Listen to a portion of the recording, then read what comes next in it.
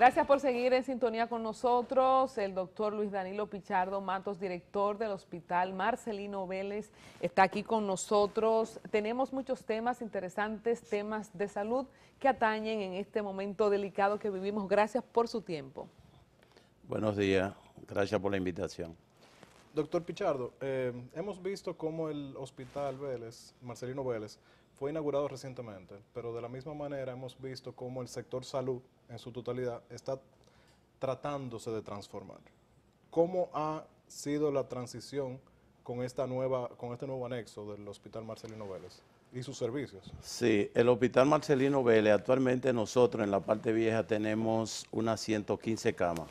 Siempre estamos llenos por la demanda de servicio en la zona, y aparte de eso que el Marcelino Vélez, cuando se inauguró en el 2003, se pensó que era solamente para Herrera y sus alrededores, pero hoy el Marcelino Vélez Santana se ha convertido en un hospital de referencia nacional.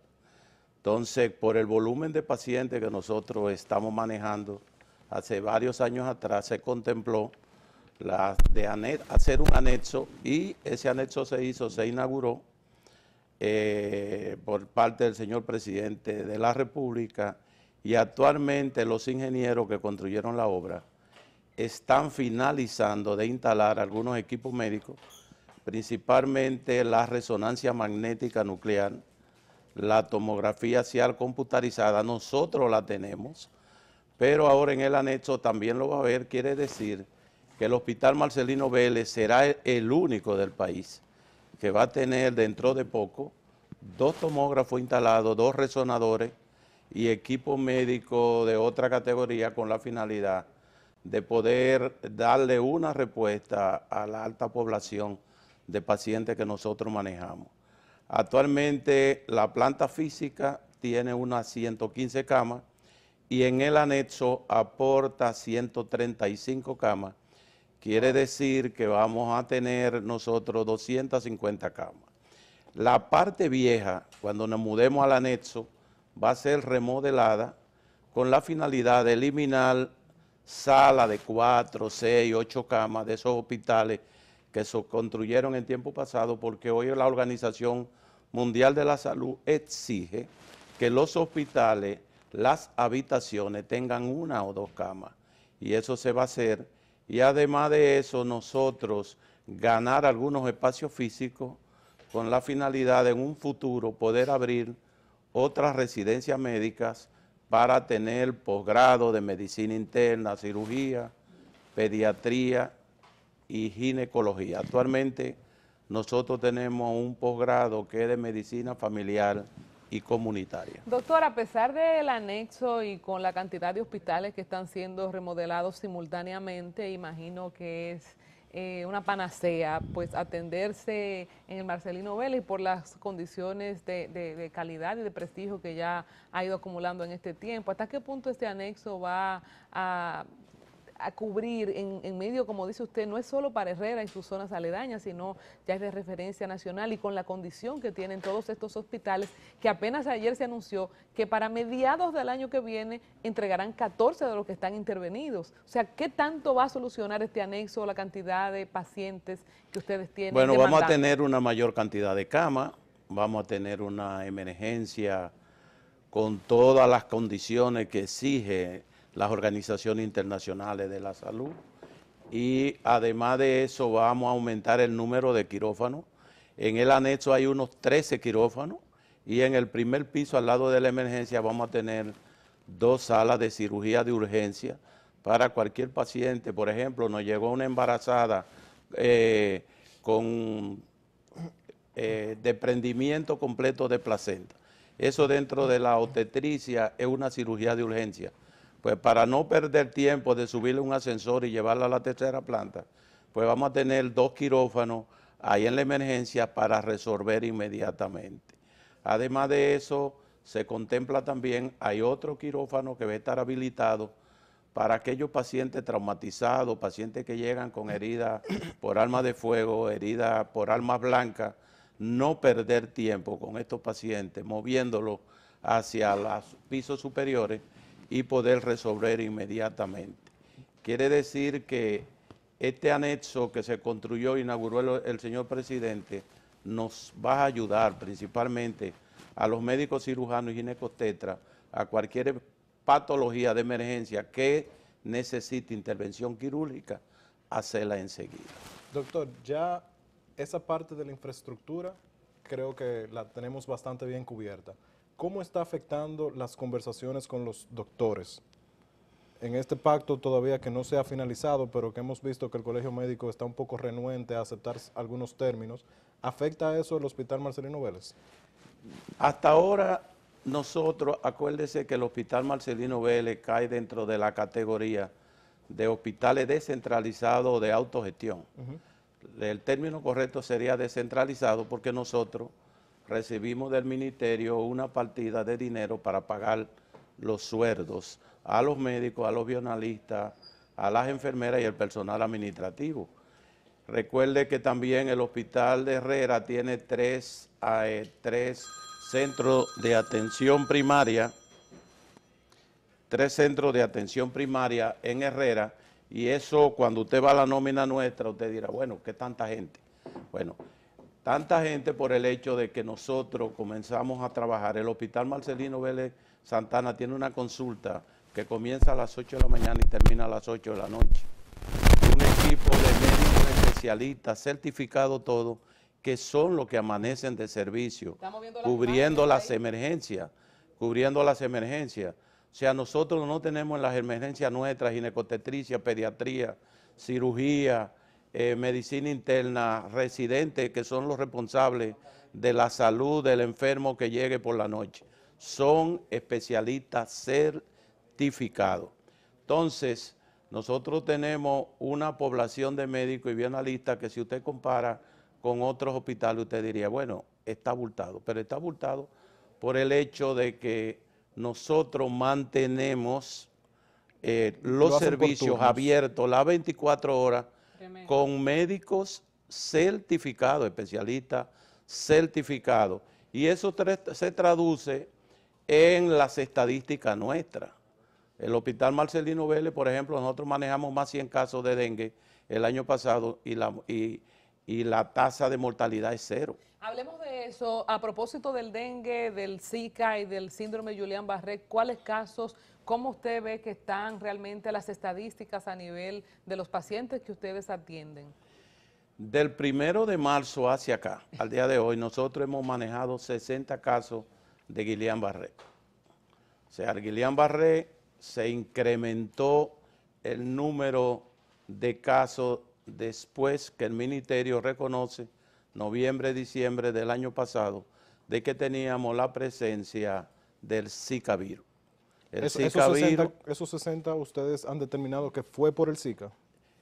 La mayoría cuando nos llegan, usted sabe que el paciente que sufrió del Zika virus, por la historia clínica, la mayoría refiere que tuvo dolor de cabeza, fiebre, dolor en las articulaciones, que el término médico es artralgia, dolores musculares, mialgia, y una característica que tiene el Zika virus, que es que produce una conjuntivitis, enrojecimiento ocular, y aparte de eso, lo que dicen los pacientes, me dio un sarpullido, una lesión a nivel de la piel maculopapulosa.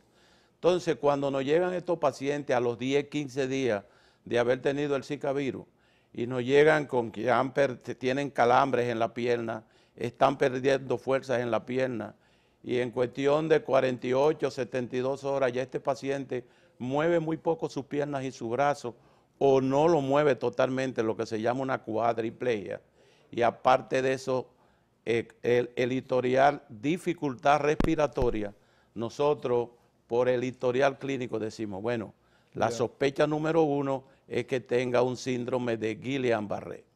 Entonces, si ese paciente tiene 5 días con el cuadro instalado, el próximo paso es hacerle una punción lumbar, sacar líquido del espacio subaranoideo lumbar, tomar una muestra de ese líquido, mandarlo al laboratorio, y cuando el laboratorio nos reporta que en ese líquido cefalorraquídeo las proteínas están elevadas y las células permanecen normales o están bajas, ya eso nos dice a nosotros, nos confirma por líquido cefalorraquídeo que se trata de un síndrome de Guillain-Barré.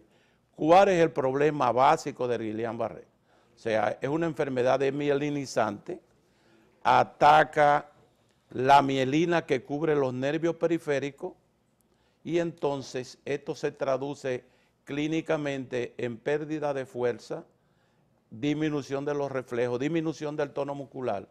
Pero el problema básico del Guillain-Barré es que compromete los nervios que van a inervar los músculos que participan en la respiración y el paciente mecánicamente no puede hacer el movimiento de inspiración y expiración, o sea, agarrar aire y botar aire, y entonces este paciente amerita de inmediato hacerle una intubación, conectarlo a un ventilador en la unidad de cuidados intensivos.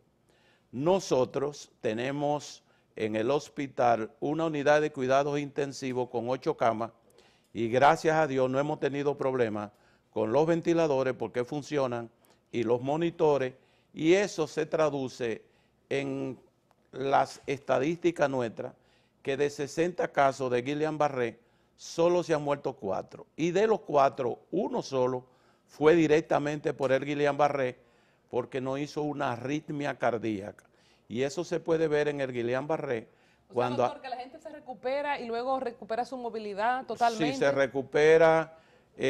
Generalmente los fisiatras en 3 meses, hay algunos que pueden llegar a 1 año para recuperar totalmente la fuerza cuando se afecta el axón, o sea, la parte del nervio, no solamente la capa de mielina que lo cubre, sino que también se afecta el axón. En términos también de lo que es el Zika virus, la cantidad de casos que manejamos, ¿están bajo control, es espeluznante? ¿Qué podemos...? No, porque el problema del Zika virus son las complicaciones.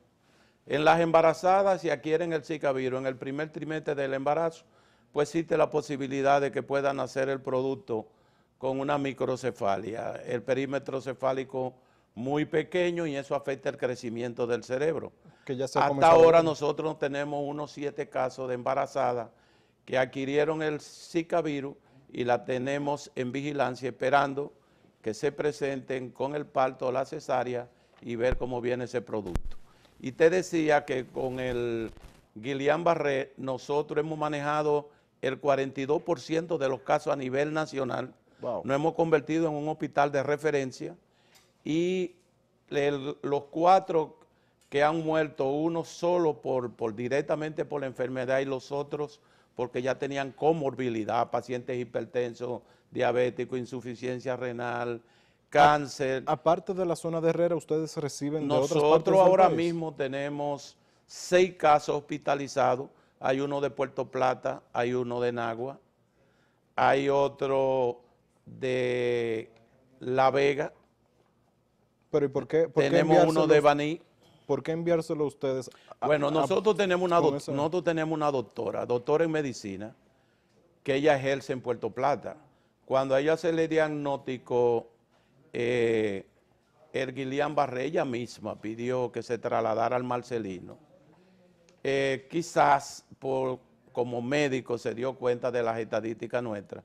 Como le digo, cuando nosotros sumamos casos manejados y casos de muerte, tenemos un 4%. Y si usted se va a las estadísticas internacionales, en los grandes países que tienen alta tecnología, el Guillain-Barré se muere de un 4 a un 11.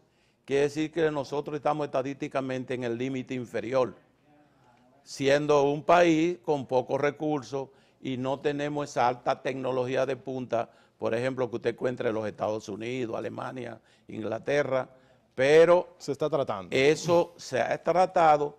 Y yo digo que estas estadísticas de un 4% está dado por la vigilancia y además de eso, de que la unidad de cuidados intensivos que nosotros tenemos funciona porque los que están al frente son médicos especialistas certificados. Le quería preguntar, el doctor Luis Danilo Pichardo Matos, director general del Marcelino Vélez, que conversa con nosotros. A propósito de las estadísticas de accidentes de tránsito, ¿ustedes reciben o ese no es el fuerte del Marcelino Vélez, se lo llevan más al Darío Contreras? ¿Cómo es las estadísticas de personas accidentadas? Bueno, el Hospital Marcelino Vélez como hospital polivalente, nosotros tenemos todas las especialidades médicas en el Hospital Marcelino.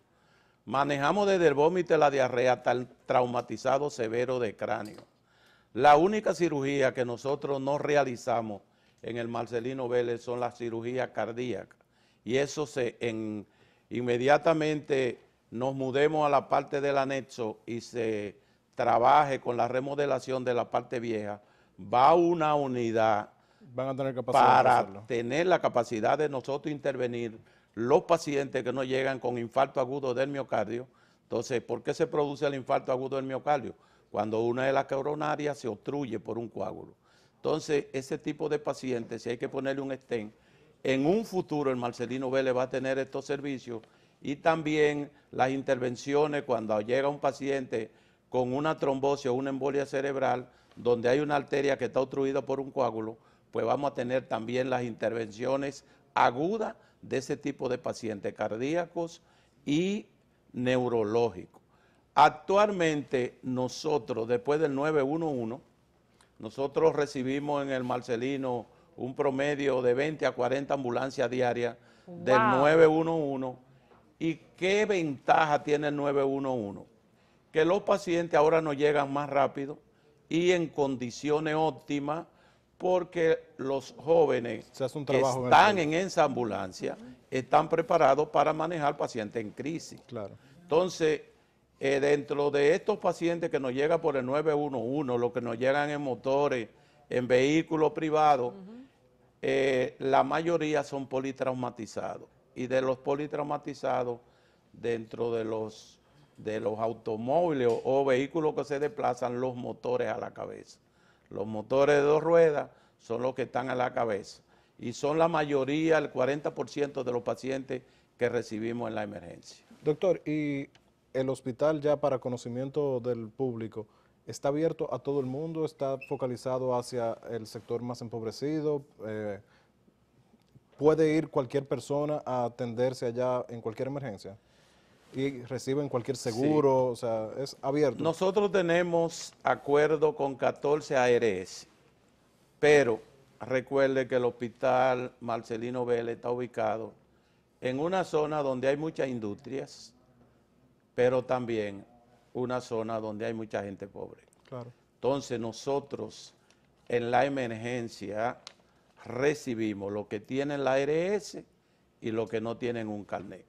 Allá está prohibido a los médicos preguntarle a los pacientes si tienen dinero en los bolsillos para pagar los servicios que se le están brindando o si tiene un carnet de ARS. El médico está en la emergencia para recibir al paciente, estabilizarlo y dentro de las posibilidades evitar que ese paciente se muera. Qué bueno. Cuando nosotros recibimos un paciente con o sin dinero, con una ARS o no, le damos los servicios y si ese paciente amerita una hospitalización de inmediata, una intervención quirúrgica, nosotros se la damos. Entonces, ¿en qué se traduce eso? De que mensualmente cuando nosotros nos vamos a la parte de contabilidad y vemos cuánto invertimos en pacientes que no han podido pagar, anda entre 1.8 a 2.2 millones de pesos mensuales en pacientes que no pueden pagar. Doctor, finalmente de mi parte, en el caso de los horarios, usted mencionaba que había tandas y que tenían especialistas de 8 de la mañana a 8 de la noche. ¿Cómo se maneja el tema de los horarios si tienen diferentes horarios de entrada y salida, ya que este es el principal escollo en las conversaciones con el Colegio Médico Dominicano? ¿Qué permite, por ejemplo, en un hospital de autogestión o descentralizado? De que si usted como médico se acerca a la dirección y dice, yo quiero prestar mi servicio. Por ejemplo, yo soy neurólogo. Si yo voy a la dirección del Marcelino y digo, yo quiero prestar mi servicio como neurólogo, le decimos, aquí tenemos una tanda de la mañana que comienza a las 7:30 en el salón, en la entrega de servicio, y a las 8 de la mañana comienzan la consulta. Y el médico que llega a las 7:30 se va entre 1 a 1:30. A las 2 de la tarde comienza otra tanda de servicio, otro tipo de, los especialistas en la tanda vespertina, comienzan a las 2 de la tarde y salen a las 8 de la noche. A las 8 de la noche entra el equipo que va a amanecer.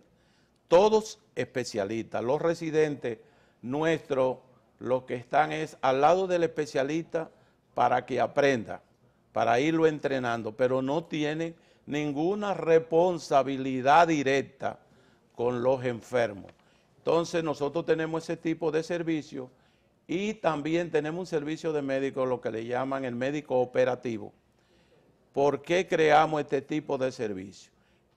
Los médicos que están en la emergencia, ginecotetricia, pediatra, internista, emergenciólogo, si pasa cualquier problema en el hospital, que se quemó una bombilla, que se rompió una llave, allá está saliendo agua, que se está filtrando porque está lloviendo, que hay que mover la ambulancia, el médico internista que está en la emergencia o el emergenciólogo no tiene que ver nada con eso.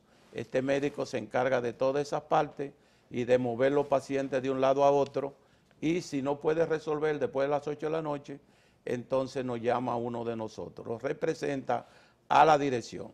La dirección del Marcelino Vélez cierra su puerta entre 10 y 11 de la noche para poder, cuando un paciente tiene problemas, principalmente con eso que usted me preguntó, de que no tiene un carnet de RS y consumió tanto, ¿qué vamos a hacer con él? Lo entrevistamos y si no tiene un centavo, mire compadre, váyase a su casa tranquilo. Lo más importante es que ya se le resolvió su problema de emergencia y olvídese, usted no debe un centavo. Gente muy pobre. Doctor Luis Danilo Pichardo Matos, director del Hospital Marcelino Vélez aquí en Herrera, muchas gracias por su tiempo. Son buenas noticias, es una buena manera de cerrar la semana. Sí.